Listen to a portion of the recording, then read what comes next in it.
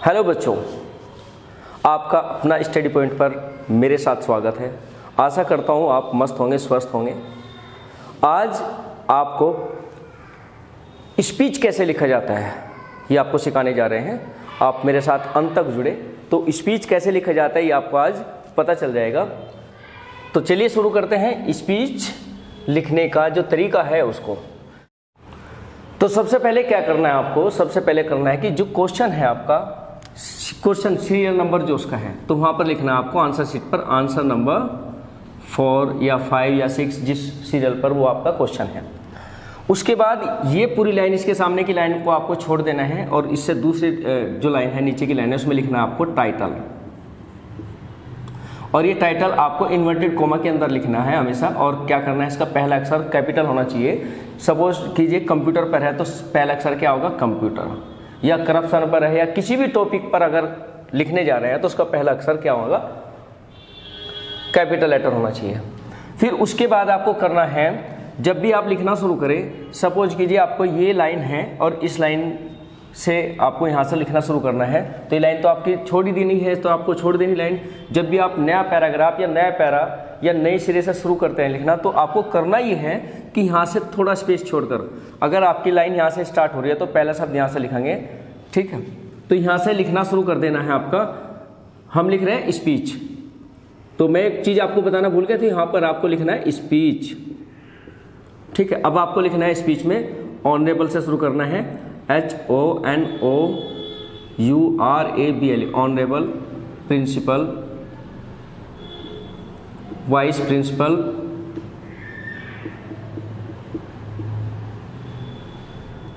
All respected teachers. फिर आपको जो गैप यहाँ से लगाते हैं यहीं से शुरू कर लेना है, नई लाइन से, ऑल रेस्पेक्टेड टीचर्स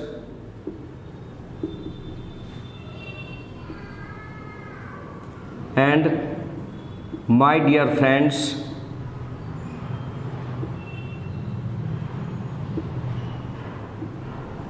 गुड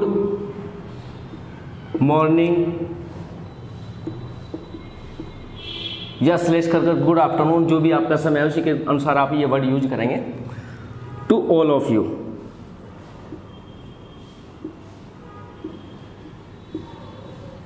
यहां पर फुल स्टॉप लगा करके लिखेंगे आई एम, अपना नाम, जो क्वेश्चन पेपर के अंदर नाम दिया होगा वही नाम आपको यहां पर मेंशन करना है, आई एम। और उसके बाद लिखेंगे today I am here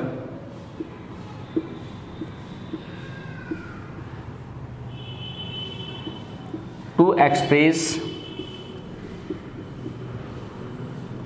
my views on, और जिस टॉपिक पर आपको बोलना है, जो टॉपिक आपने यहाँ टाइटल के रूप में लिखा है उसी टॉपिक को आपको यहाँ पर मेंशन कर देना है, ठीक है। आई थिंक, आगे इसको आगे और बढ़ाना है, I think it is a golden opportunity to express my views in front of you. I hope you will listen me with carefully. अब मैं आपको बताऊंगा कि इसका मतलब क्या है। जैसे कि मैंने आपको भी बताया था कि आपको स्पीच के फॉर्मेट में, मतलब पूरे स्पीच के अंदर आपको 120 वर्ड्स कंप्लीट करने हैं। तो 120 वर्ड्स कंप्लीट करने के लिए आपको ये प्री प्लान होता है पहले से। अगर आप इसकी तैयारी कर लेंगे तो ये आपका 60% या 50% पोर्शन आपका ऑलरेडी कवर हो जाता है। इसका मैं मीनिंग बता रहा हूँ कि मीनिंग क्या है।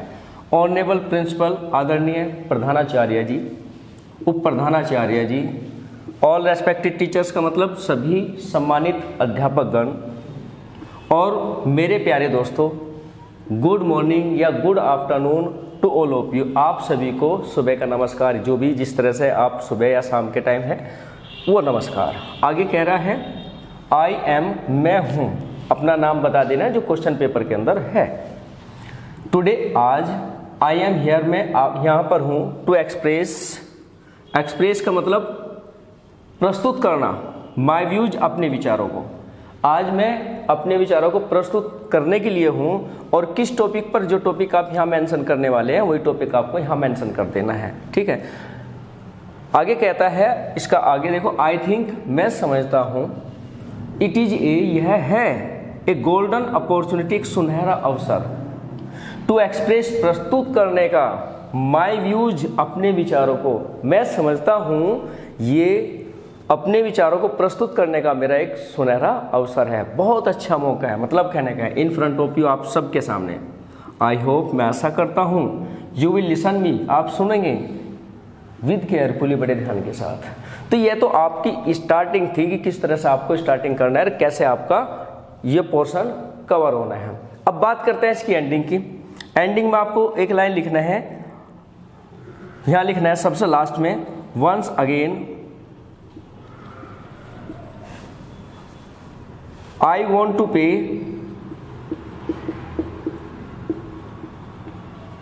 a great thanks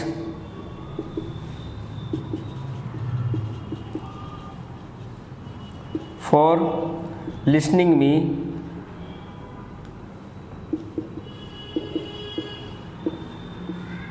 with carefully। और यहाँ पर लास्ट में आपको बोलना है थैंक यू। तो आप अंदाज़ा लगा सकते हैं कि इसमें कितने वर्ड्स अभी आपने कवर कर लिए हैं।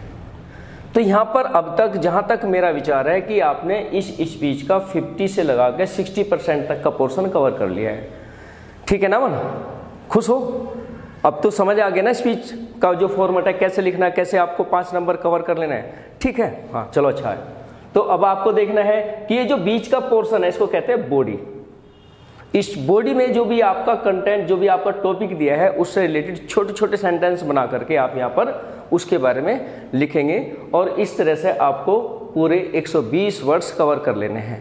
तो ये आपका जो होता है बॉडी वाला जो पोर्शन है, इसमें से आपको सपोज टू आपको कंप्यूटर से रिलेटेड कोई क्वेश्चन दे दिया है, तो ऐसा तो नहीं कि आपको कंप्यूटर का पता ही नहीं है, तो आप कंप्यूटर के बारे में छोटे छोटे सेंटेंसेज, वो कंप्यूटर की डेफिनेशन क्या है, कंप्यूटर किस काम आता है, कंप्यूटर आज आपको पता है कंप्यूटर टेक्नोलॉजी का ज़माना है, कंप्यूटर से रिलेटेड कोई भी काम ऐसा नहीं है जो कंप्यूटर नहीं कर सकता है, तो आपसे कंप्यूटर के बारे में सब कुछ यहाँ लिख देना है। तो ये आपका स्पीच बन जाता है। मैं समझता हूँ कि अब आपके जो 5 नंबर हैं ये बहुत ही आसान है, बहुत आसान। और अगर आपको एग्जाम से पहले ये पोर्शन याद करने के लिए या तैयार करने के लिए दे दी जाए तो ये पोर्शन आपको तैयार कर लेना ही चाहिए। इस तरह से मैं समझता हूँ कि आपके 5 नंबर पूरे कवर हो जाते हैं। अब बात करते हैं सर थोड़ा सा और एक अभी पूछा है इसने रोहित ने कहा कि डिबेट क्या होती है।